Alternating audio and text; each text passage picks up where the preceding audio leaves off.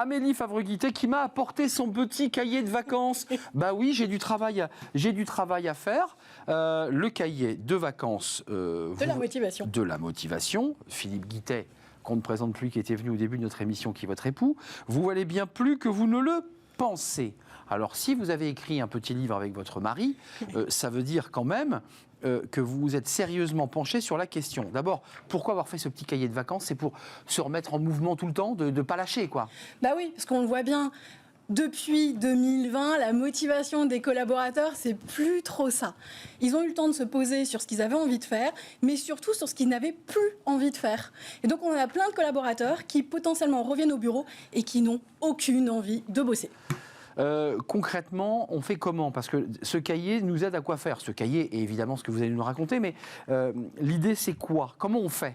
Alors là, ce cahier, c'est vraiment un cahier d'auto-coaching, c'est-à-dire que le collaborateur va pouvoir prendre ce cahier, il a 28 jours pour répondre chaque jour à une petite question, et l'idée, c'est de faire de l'introspection. Tu vois qu'il y a des petites pages pour répondre... Présentez-vous, écrivez la manière dont vous présenteriez au moment présent. C'est ça. Instant T, ça c'est le b.a.-ba. Et puis après, à la fin des 28 jours, on redemande de se présenter et on va voir que le discours n'est plus le même. La personne va être beaucoup plus positive, elle va savoir ce qu'elle veut faire, elle sait dans quel environnement elle veut travailler, elle sait avec qui elle veut travailler, elle sait quelle chose, quelle marque elle a envie de laisser demain. Et donc ça va l'aider à construire un peu son projet professionnel et à se dire, bah tiens, finalement dans ma boîte je suis bien, j'aime bien mon job, mais j'ai envie d'améliorer ça et je vais en parler demain avec mon manager. Jour 4, qu'allez-vous faire pour être meilleur demain? Par exemple, je prends au hasard puisque vous venez de me l'offrir. Et exercice, qu'est-ce qui vous paraît vraiment impossible avec des cercles? Écrivez 4 choses qui vous paraissent impossibles et comment vous allez réussir. Enfin, il y a un peu de psychanalyse dans tout ça là. Il y a un petit peu quand même. Développement perso et développement pro, c'est toujours très lié. On le voit quand on a un demandeur d'emploi qui cherche un travail. Dès lors qu'il n'a pas confiance en lui, il aura beaucoup de difficultés à se mettre en valeur auprès d'un recruteur. Et c'est la même chose pour un salarié. Un salarié qui n'a pas confiance en lui, aura du mal à aller vers son manager pour lui proposer des nouveaux projets, pour lui demander peut-être une formation, et donc pour être beaucoup plus rentable au sein de l'entreprise. Et c'est quand même un élément essentiel aujourd'hui dans une entreprise, d'avoir des collaborateurs qui sont heureux au travail et qui du coup vont être productifs. Jour 10, vous voyez, on avance petit à petit. J'essaie d'aller jusqu'au 28 lorsqu'on aura quelques secondes jusqu'au bout. Exercice, comment voulez-vous inspirer les autres? Écrivez 5 réactions que vous souhaitez provoquer chez les autres. Ah, c'est incroyable ça. Et chez les autres, c'est autant... au sein de sa famille, au sein de ses amis, au sein de son travail, au sein de sa vie associative, de sa vie sportive. C'est un petit peu qu'est-ce qu'on a envie d'inspirer chez les autres. Et ça, c'est ultra important. J'aime beaucoup ça parce que ça va bien au-delà de la relation au travail et à la motivation au sein de l'entreprise. C'est qu'avez-vous appris ces derniers temps? Tiens, ça c'est intéressant parce que tout d'un coup, ça oblige quoi? À lever la tête, à regarder autour? Oui, à faire déjà de l'introspection en disant c'est vrai, est-ce que je me suis formée récemment ou pas? Aujourd'hui, quels sont un peu les métiers qui sont peut-être un peu tendance et dont on a des besoins? Et c'est tiens, je me rends compte que moi j'ai une facilité, je sais pas, dans le bricolage, qui a tel besoin en ce moment et que c'est vrai que le week-end c'est le moment où je m'éclate le plus quand je bricole mes petits meubles. Et c'est se dire que peut-être c'est vers ça qu'il faut aller. D'accord, donc c'est aussi essayer de se sentir, prendre le temps de s'introspecter pour se dire finalement depuis des années je fais cela, je me suis même pas rendu compte que c'était formidable, c'est peut-être l'occasion d'explorer. D'explorer et de franchir le pas pour aller faire autre chose. Sans aller trop vite parce que j'ai bien entendu vos chroniques régulières et attention, prenez le temps, soyez calme. Jour 17, quelles habitudes souhaitez-vous abandonner? Ça c'est passionnant parce qu'à la fois on a envie, ce que vous venez d'évoquer, puis on a aussi envie de se délester des vieux bidons qui nous gênent. Et on a aussi tout ce poids qu'ont aussi beaucoup de femmes, là du coup je m'adresse plus aux femmes, avec un petit peu ce côté où on veut être la mère parfaite, on veut être l'épouse parfaite, on veut être la collaboratrice parfaite, et c'est pas possible. Il faut juste accepter que ce n'est pas possible et que c'est pas grave en fait.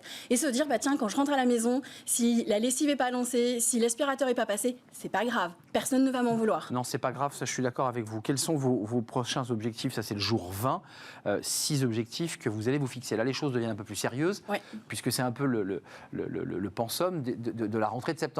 C'est ça, on va se mettre en marche. Et donc se dire, on va créer des objectifs qui vont être mesurables, qui vont être réalistes et réalisables. C'est-à-dire que si demain je me dis, tiens, je veux me transformer dans le bricolage, on va rester dessus. Bon, ça va être un petit peu compliqué, parce que généralement, sur les 3 tringles qu'on a à la maison, il y en a 2 qui sont déjà tombés. Donc le bricolage, c'est peut-être pas vraiment pour moi. Et se dire, en fait, mes premières actions que j'ai envie de réaliser, c'est ça, et je me donne X temps pour les faire, et je vais aller voir X personnes pour y arriver. Jour 27, ça sent la fin des vacances, mais on a tellement bien travaillé avec le cahier de Philippe Guittet qu'on est super bien. Que vous manque-t-il pour réussir? Là, les choses deviennent un peu plus complexes. Ça, c'est quand même pas des questions très simples. Non. Ça demande, on le fait pas en 2 minutes, hein, c'est pas du coloriage. Oui, non, il faut prendre du temps. C'est compliqué, ça. Oui. Qu'est-ce qui nous manque? Comment savoir? Il n'est pas un peu dur, Philippe Guittet, là, dans son cahier? Non, Passez la page 27. Non, alors il faut savoir qu'en plus du cahier, les gens sont invités sur une plateforme collaborative où on peut échanger avec Philippe. Non, mais c'est important de le dire. Et ça, c'est essentiel. Mais c'est vrai que dans l'idée, c'est qu'est-ce qui me manque? C'est est-ce que j'ai besoin d'une formation? Est-ce que j'ai besoin d'avoir un peu plus d'autonomie? Est-ce que j'ai besoin d'avoir un peu de reconnaissance au travail? Est-ce que j'ai besoin d'avoir un manager qui me dise bonjour, merci, félicitations? Des petits mots tout bêtes. Oui, de base. Est-ce que j'ai besoin d'aller vivre à la campagne? Et en fait, c'est vraiment d'aller poser toutes ces choses-là. Et là, on arrive le moment un petit peu de l'introspection finale, le moment de la conclusion. Et là, ça peut être une explosion intérieure, parce qu'après 28 jours de repos, d'introspection, vous nous demandez quels sont vos rêves. Ouais. Et là c'est quoi? C'est l'heure de vérité? C'est un peu l'heure de vérité, parce que normalement, les rêves, ils ont explosé au fur et à mesure pendant les 28 jours. Et c'est là où on est censé avoir un peu un feu d'artifice en disant c'est de ça dont j'ai envie. Moi, c'est une question que je pose souvent en entretien aux candidats, c'est si demain j'avais une baguette magique, qu'est-ce que vous aimeriez faire? Et c'est se dire, tiens, en fait, qu'est-ce qui vous fait rêver? À quel moment vous avez les yeux qui brillent dans la vie?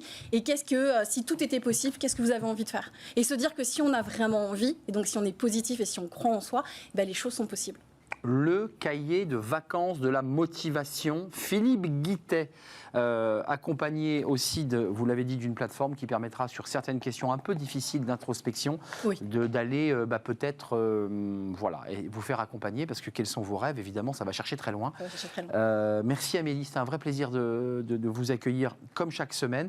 On se retrouve, je l'espère, l'année prochaine, la saison prochaine, septembre prochain, avec vos jolies chemises qui sentent les vacances, et puis les cahiers de vacances. Écoutez, essayez de vous le procurer. Comment on le procure? On se le procure sur le site philippeguittet.fr et très prochainement sur Amazon. Et très prochainement sur Bip. Merci de nous avoir suivis. Merci à Fanny Griesmer, merci à Pauline Gratel, merci à toute l'équipe, Romain Luc au son, merci à Romain Luc à la réalisation et Guillaume au son que je n'inverse pas. Et merci à tous ceux qui nous accompagnent. Merci à Emma pour l'accueil invité. Merci à tous nos invités évidemment et à vous qui êtes si fidèles, si réactifs. Merci, je serai là demain en direct. D'ici là, portez-vous bien. Bye bye.